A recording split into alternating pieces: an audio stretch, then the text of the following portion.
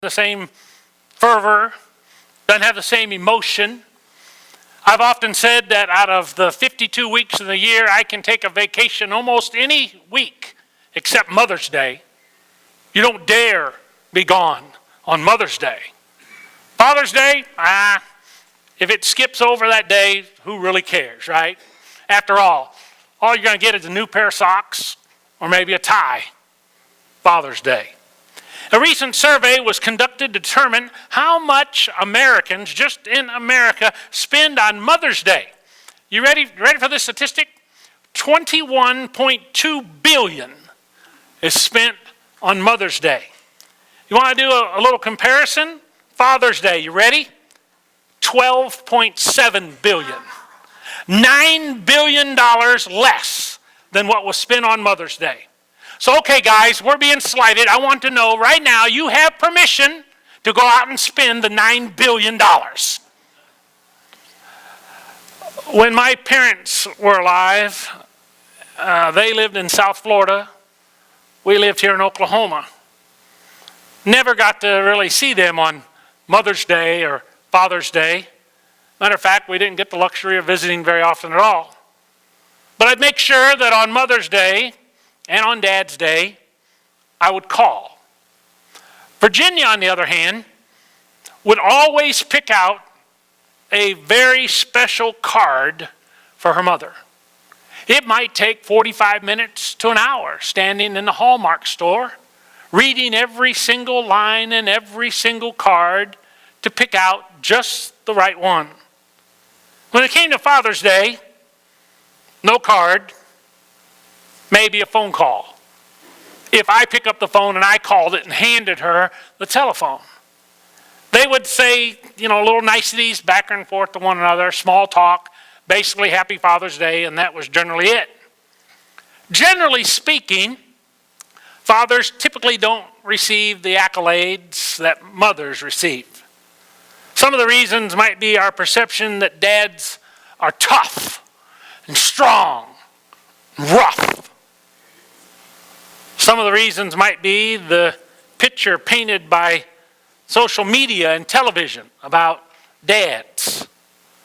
Then there are those of us who have actually never been really close to our fathers.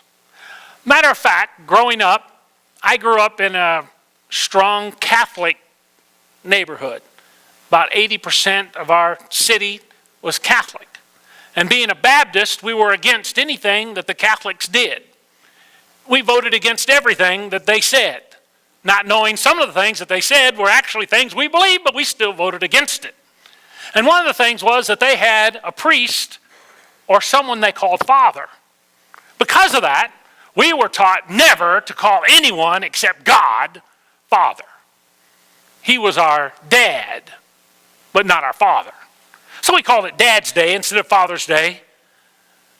But there were those later that I learned that maybe didn't have a dad at all. And the whole idea of Dad's Day in a fatherless home was kind of hard. Among children who were part of the post-war, now half of you don't have a clue what post-war is. 1946, after. Say, man, ancient history. That's right.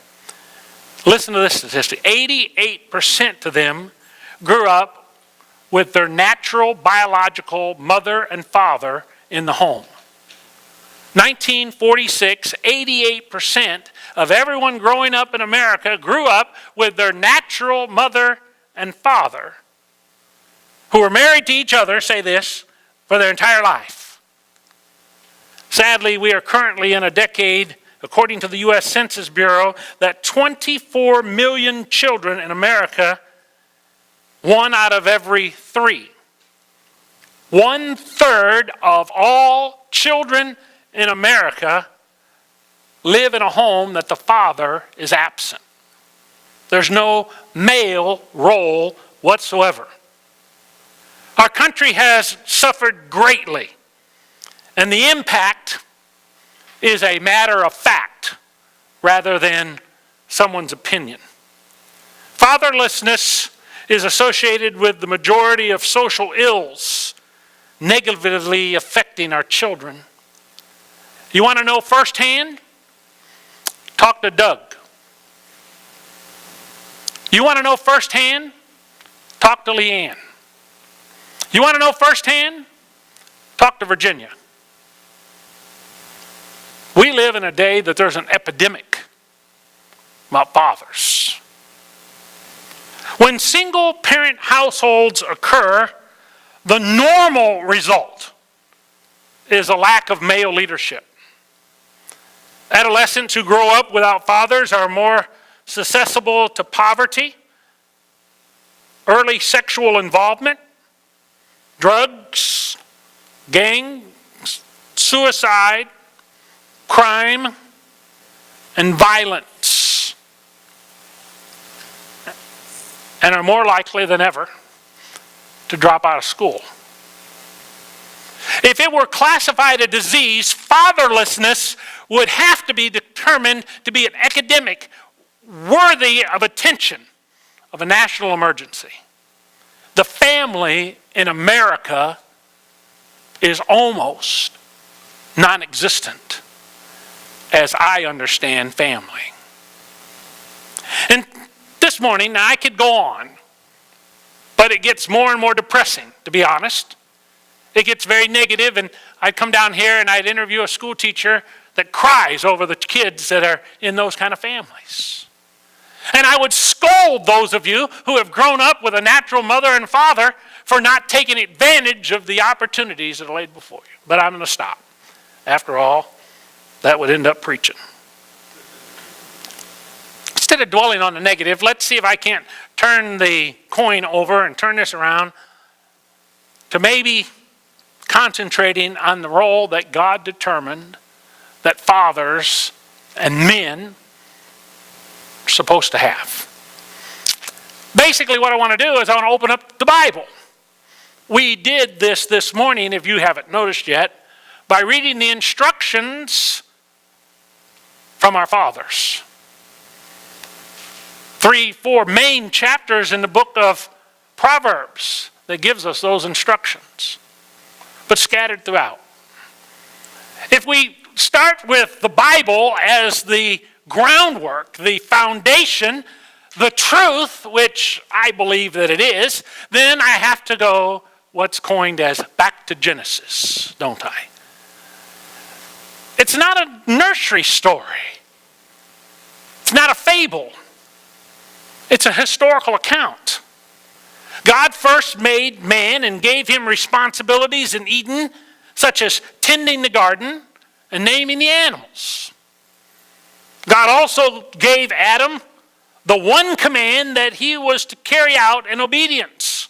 The command that he could eat freely of any tree of the Garden of Eden except one, the knowledge tree. God also warned Adam that the consequences of his disobedience would be death. Physical, yes. Spiritual, yes. Sociology-wise, yes. Mentally, yes. In every aspect, disobedience was going to bring us separation from everything that Adam knew. I want you to note, if you are a Bible student at all, that he gave this instruction before he created Eve. And it was Adam's responsibility to pass on this warning to his wife. When Eve took of the fruit, he knew immediately that he was separated from her. He loved her with all of his heart, mind, and soul, the closest entity that he had experienced in all of creation. And he chose to be with her instead of being with God.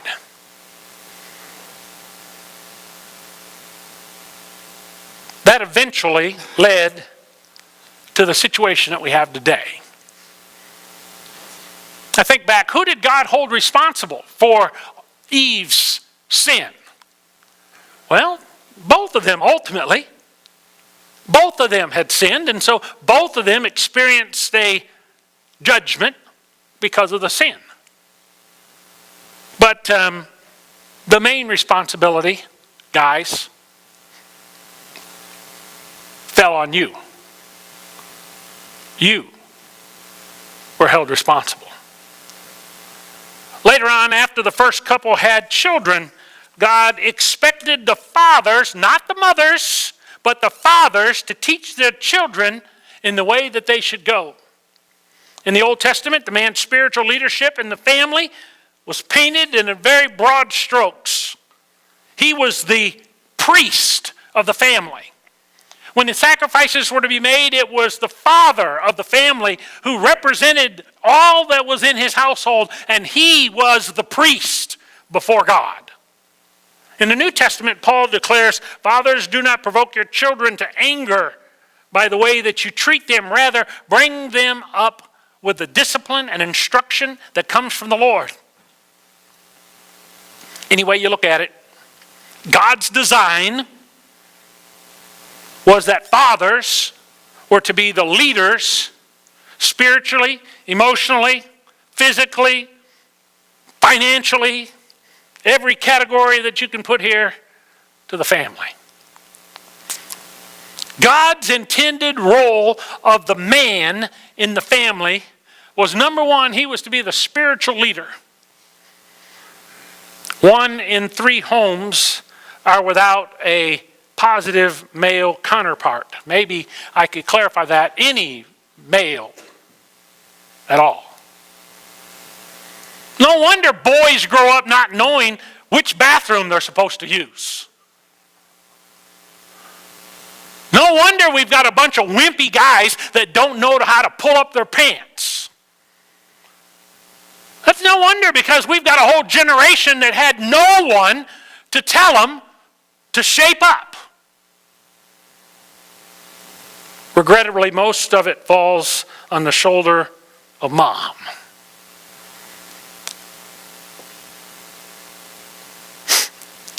Many mothers are single-handedly raising their children, and they're doing the very best that they can without a dad present. And I don't want to get off into this thing of support yet, but not supporting their children, whether they're divorced or not, and not paying child support, and not being there financially for the help with the burden of this, and it's left to mom. For the homes that have both parents, it's so sad to find that in most of the cases, dads are still pretty well inactive in raising the kids. It's not enough for you to drop off your kids here at Sunday school and expect the Sunday school teacher in 1 or 2 hours of teaching to substitute for your spiritual role. Not enough. The church is to be a support, not to be the main focus. There's no substitute. None. I never had a spiritual dad till I moved to Oklahoma. I think coming here. This morning I kind of went down memory lane. I put together a video several months ago that we used in the celebration when we paid off the building. We had a dinner, and for some reason it was sitting on my table in my desk this morning, and I was thinking about Jim and Arlene being here, and I popped the video in, I said, and cried like a baby until Jay came in. And of course, you got to man it up. You know. I put this in the bulletin. I don't know if you paid attention or not. It's kind of a little note to you. A lot of us didn't have spiritual dads. I have a dad that I learned not what to do or what not to do from watching my dad. You know, don't want to smoke cigarettes. My goodness, you have to throw up and gag in order to eat breakfast in the morning while you're puffing on that thing, and it stinks. So I never smoked cigarettes because of that. Had no religious reason, had no health reason. I had an example reason. I could go on and on and on of what. You don't get to pick your dad. You get the one that you got. Some of you in the craps game of life, can I be so blunt, got one that you can be proud of, and you tell stories about him, and you know they lift him up on a pedestal, and the reason you can be whoever you are is because of your dad. Yeah. But there are others of us that We don't have that you had. So what do? Where do you fill the vacuum?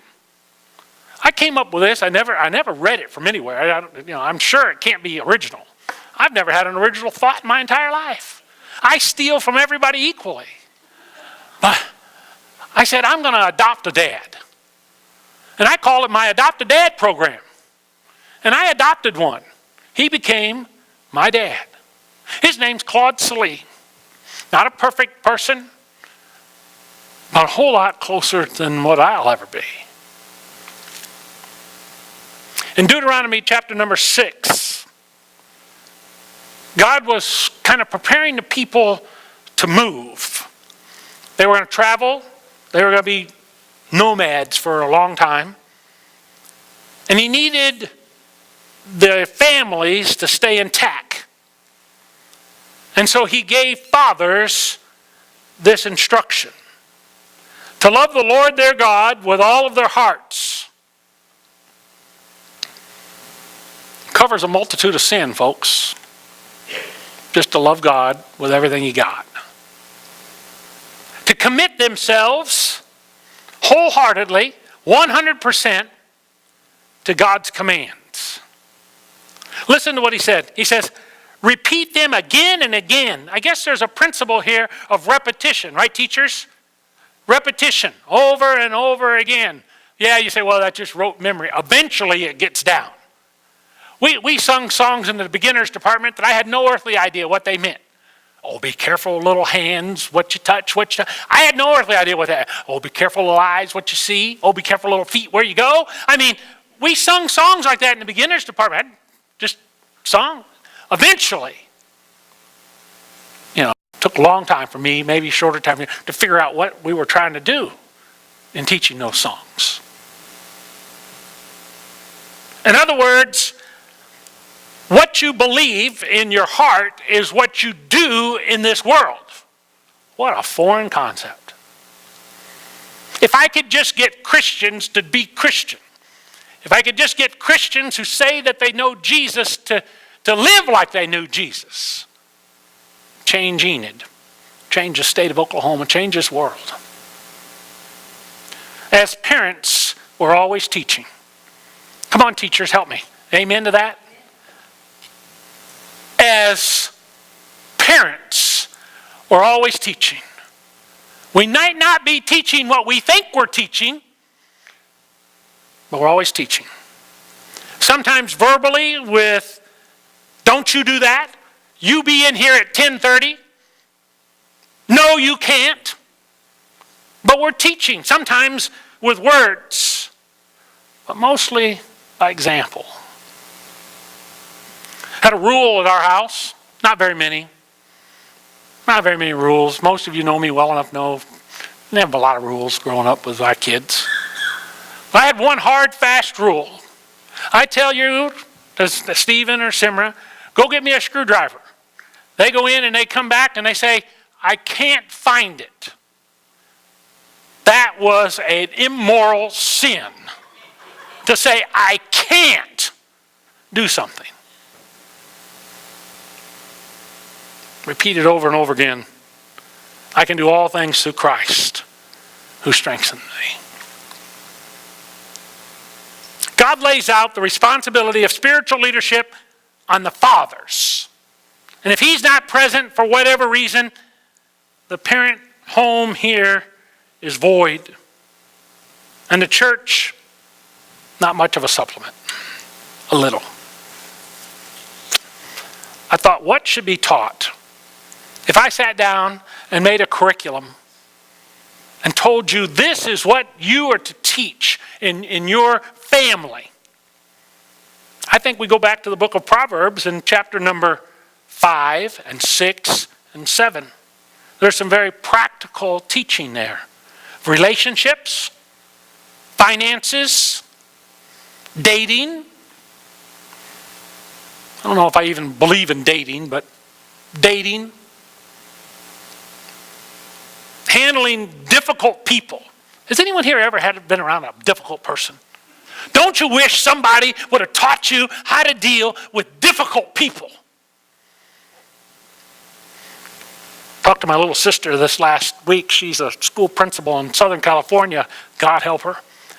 And she says, I got this person that every time that I have a conversation, this person butts in and wants to be part of it. We can't have a conversation around her without her getting in the middle of the conversation.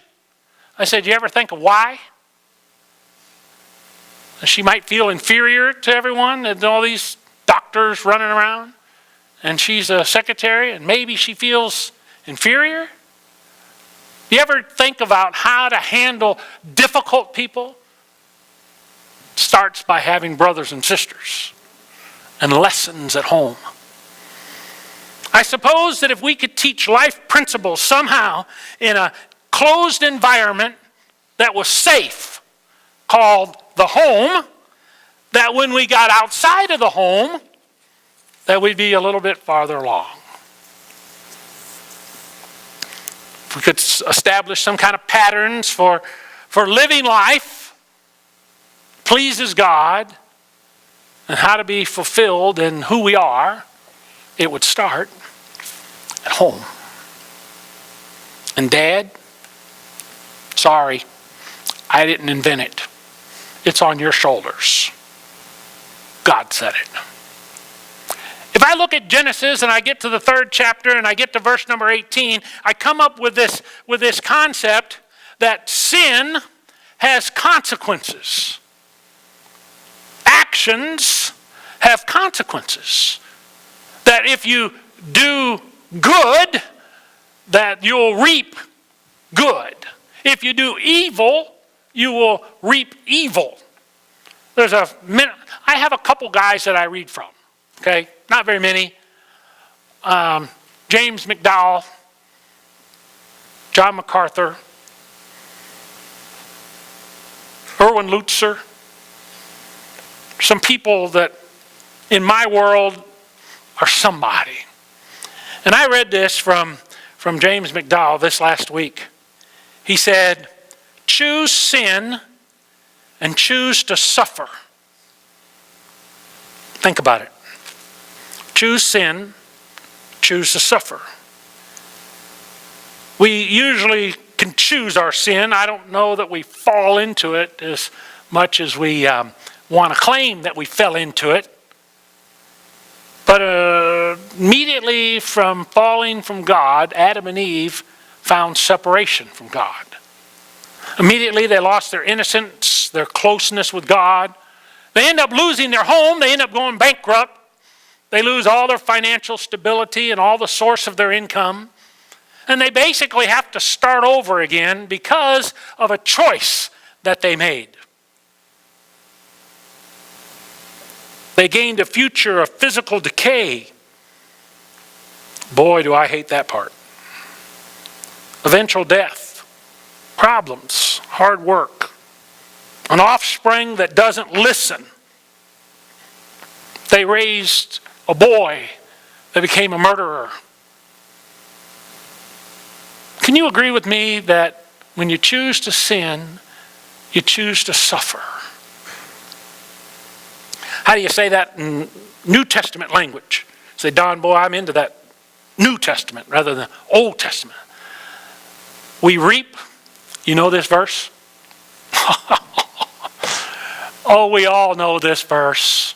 We don't want to admit we know this verse, but we know this verse firsthand. We reap what we sow.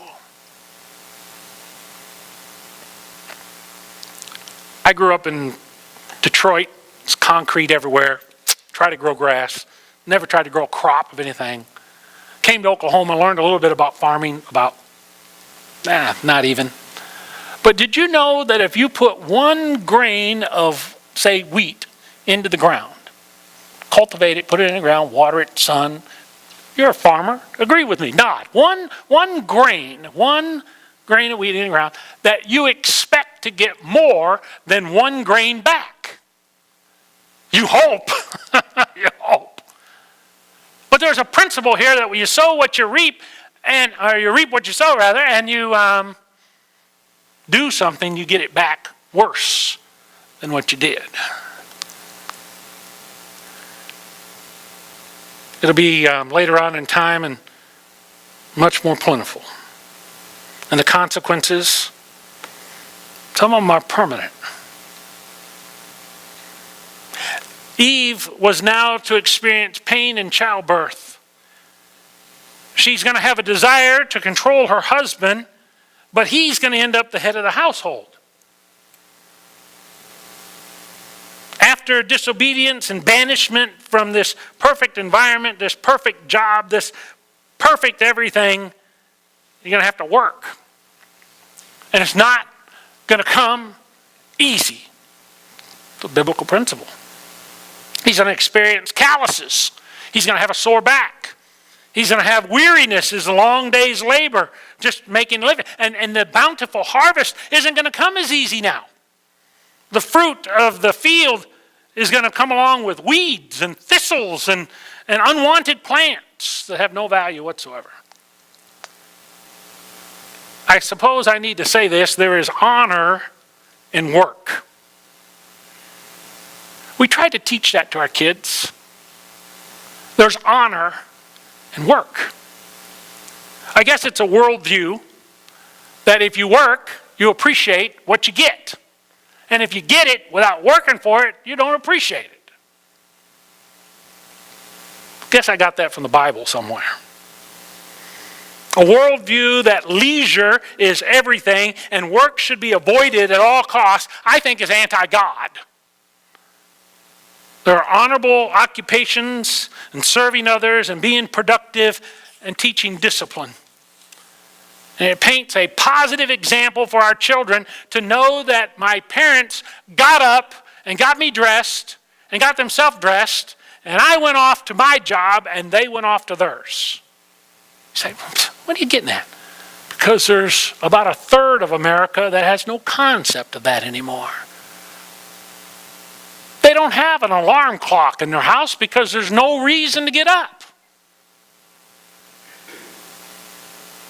To Timothy, Paul says, anyone who does not provide for his relatives, especially those in their own household, have denied the true faith and are worse than unbelievers.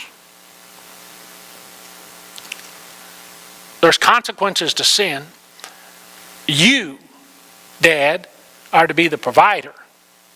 And I suppose I have to say you have to be the protector too. Anyone who reads the Bible knows that our civilization, because of sin, has always been involved in some kind of conflict. Because of sin, there's always been someone who wants what you have and will take it at their opportunity. And it is your job to protect whatever it is that God gave you from that person who wants to come in and take it. Guys, it's part of your responsibility to be the protector. But I remember, man, this seems like hundreds of years ago, it's kind of foggy, that when you walked your honey, that the guy walked on the side closest to the street. You remember that, Jim? That's there somewhere, isn't it? Isn't that one of the rules? You're the protector. All of mankind's history is centered around the protection of people and property. And the family right now is under attack stronger than it's ever been, at least in my history. And the devil is trying to invade our homes with ideology and negativism and media to such a point that the normal things that we think of as true and good and right are being put into question. Dad, as the spiritual leader of the home, you can't be passive. You've got to be engaged. As I stand here, I'm not the perfect example. I'm an imperfect father. But I've got grown children now, and I've got lots of regrets regarding my own leadership and influence in the past. I wish I had spent more time on their character building than I did on their physical clothes and food. I parented mainly before the internet. That's a domination in today's world. Social media. Didn't play much of an impact on my kids, but boy, do I feel for those who are raising kids now. I'm telling you that morals do not just develop overnight. They're built precept upon precept, modeled in front of people one at a time over a long period. And it's under attack. Today, it's people who are successful and pretty and popular. Society is modeling in a very appealing package what our children need to have, gotta have. And they don't show the long-term effects of it at all. Passive fathers produce children with a worldview that is built upon no absolutes and no truth. They'll be seduced like Eve, allured by every fruit that is held before them, and it leads to addictions. Addictions of porn or gambling or you name it. Dads, I'm telling you, our main warfare here that we need to fight every moment of the day is to protect our families from the onslaught of this world. Much more dangerous than someone going to break into my house this morning and take my big screen TV. Let's talk about television for a minute. Oh man, now he's going to go to preaching again. Have you ever noticed the kind of fathers that are depicted on TV? When we were growing up, it was Father Knows Best. You remember that program? A couple of you? Father Knows Best. Leave It to Beaver. My Three Sons. Andy Griffith. Those were dads. You don't see those dads today. What you see today are passive, ignorant, wimpy dads. Or we see harsh, tough, and uncaring dads. One or the other, that's what we see. That's what they portray. The tearing down of our families. It's because almost half of our children have grown up without any kind of model whatsoever, and it's because society has so few positive examples that they don't know. Just don't know. I got to tell you, I didn't grow up in a Christian home like Gary did. And didn't grow up like that. My mom and dad, yeah, they loved me, but they were not the most positive role models. My mom never smoked or drank unless she was pregnant. True statement. Never smoke or drink ever. Never. Unless she's pregnant. That's the reason why we are the way we are. Got to blame it on something. Can't be my fault. Matter of fact, I've said one of the main reasons that I don't do a lot of the things that I do is the negative role model that was in front of me. Truly turned me off.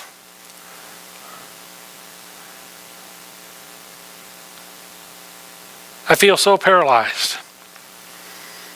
I feel so inadequate. I feel so unprepared. I'm telling you not to get bogged down with the contaminations of this world.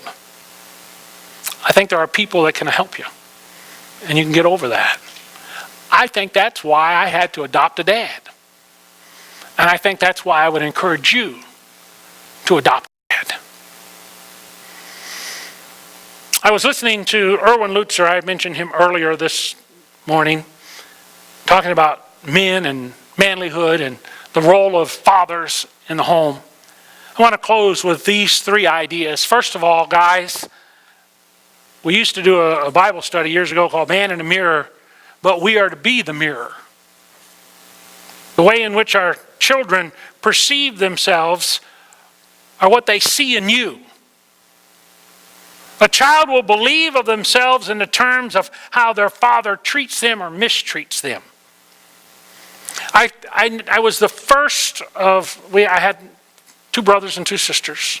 I was the first of anyone in my family of any generation that ever went to college. first one of 3 that ever graduated from high school in any generation that we can find. Why? Because my dad told me, son, you better push a pencil because you can't turn a wrench worth nothing. Wayne's watched me try to turn a wrench. Said the same thing. Don, I'm glad you're a preacher because you sure ain't going to make it as a mechanic. I don't know if you said that, but I made it up. It sounds good. But how many of us dads have encouraged our kids to go on, to do more, to be more? I think that probably of all the things that my dad ever said to me that encouraged me was just that. You better push a pencil, kid, because you're never going to make it turning a wrench. Dads, not only are we to be a mirror, but we're to be a thermostat. There's a difference in being a thermostat and a thermometer, isn't there? A thermostat is actively involved in making this room comfortable. There's 2 of them here, one on that wall and one on that wall over there, and there are great big 10-ton units that are working because these thermostats tell the AC unit when to come on and when to go off. Right now, some of you are saying, man, I wish that thing would come on. Others are sitting there saying, I wish that thing would shut off. If only I could get you guys to change places. It'd be perfect. But dads, we need to be the thermostat in our house. We need to set the tone.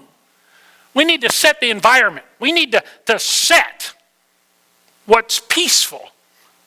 We need to solve whatever disagreement. We need to handle whatever conflict. We need to be the thermostat. I shared a little bit about my upbringing. Virginia grew up in a much different home. You know, she grew up in a household in which her mom and dad had a perception of spirituality, but behind closed doors at the house, they fought like animals.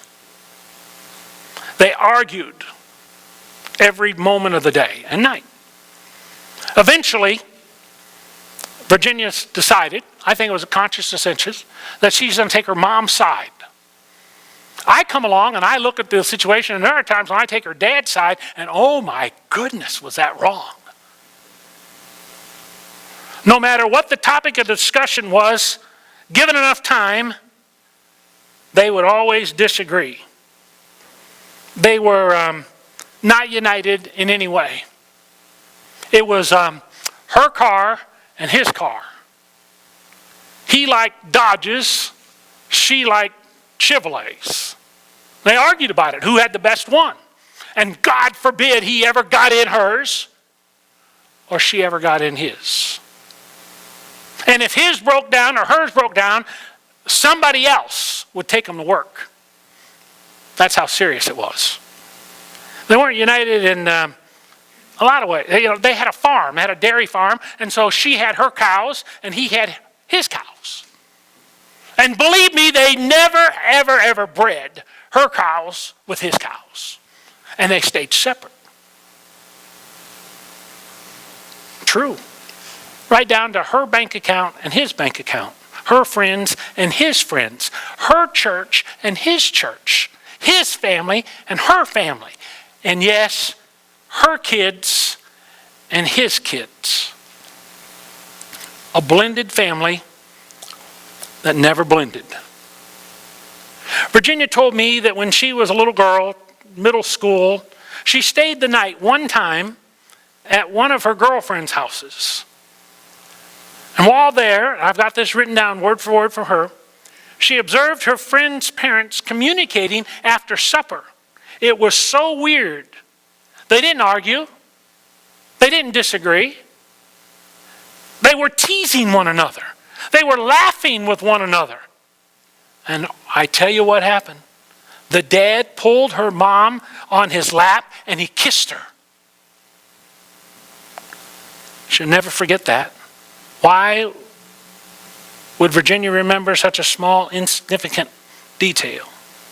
Because it was such a contrast to what was normal at her house. She wondered how strange her friend's parents were, never even knowing that her situation was the one that was so messed up. Guys, we set the tone. We're the thermostat. And the kids are watching. Finally, guys, we're a compass. We're leading in the right direction. Our priorities, whether or not we're honest, whether or not we're dependable, whether or not they're biblical, we're a compass. Someone follows a compass. There's no reason to have a compass if you don't follow the compass. Most of us nowadays have one in our car. Up on the mirror, in that thing that's called a GPS, it'll tell you where north is. Our families need to have somebody to say, this is the way we are to go. Walk like this. Guys, that's you. If you don't have a compass, I'd encourage you to get one. I don't mean now the little thing on the mirror. I mean around you, somebody in whom you're following. And if you don't have one of those in your life, I call them a spiritual dad, I want you to adopt one. I want you to look around. There's some available here today. I'll tell you, a massive responsibility is when you find out someone has picked you to be their spiritual dad.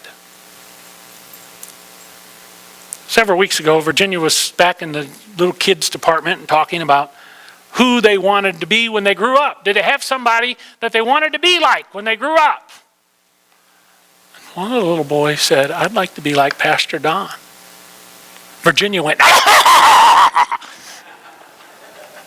not really, but it's what she told me she wanted to do. What a responsibility. That you are the compass that other people are following.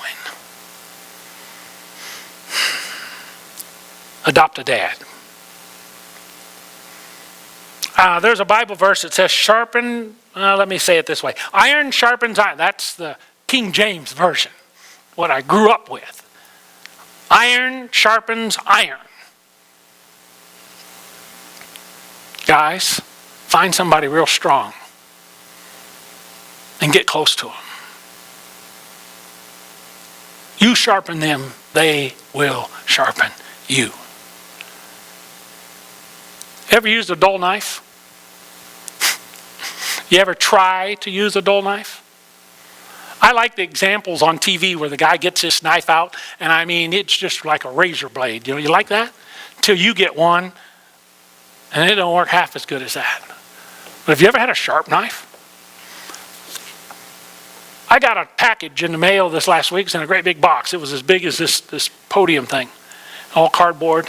I went into the kitchen and I grabbed that thing, and it was just like slicing through butter. No effort whatsoever.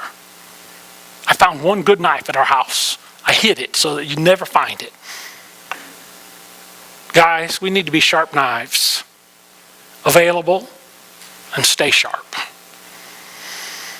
This morning, I'd like for the guys, if you would, to stand. All around the auditorium, all the guys, stand up. Scott, you get to be the only exception. Because last Tuesday he had a screw and all kinds of stuff done to his ankle. And he gets to stay right there where he's at. But Scott, right now you're standing up, okay? I want to pray. And I want to ask God to make West Willow an abundance of sharp knives and compasses and thermostats and mirrors for the community that we live in. Let's pray together. Father, as you look down upon